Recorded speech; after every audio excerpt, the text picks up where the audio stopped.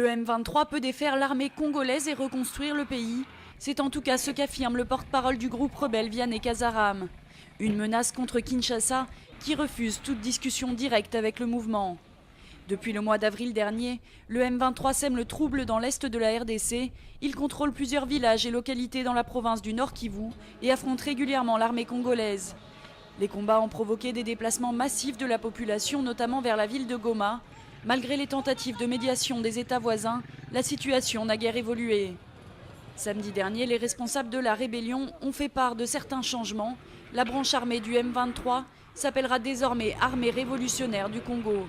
Ils ont par ailleurs promis de riposter à toute attaque des forces loyalistes et appelé une nouvelle fois Kinshasa à la négociation.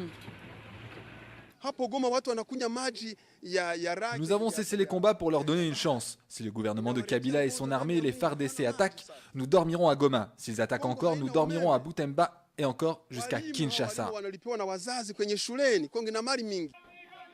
Selon la communauté internationale, le M23 commet de graves violations des droits de l'homme dans les provinces du Kivu, meurtres, viols, pillages et destructions.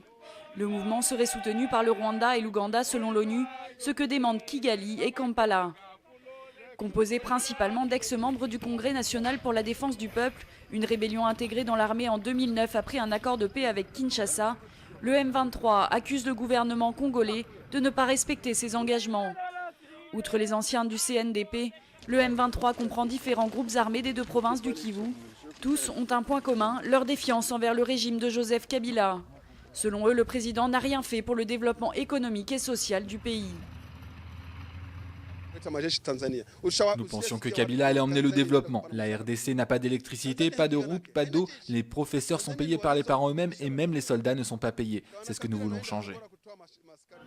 De son côté, le Premier ministre Augustin Matata Ponyo ne cesse d'affirmer que les autorités cherchent une solution politique ou diplomatique à la crise, sans exclure pour autant la solution militaire.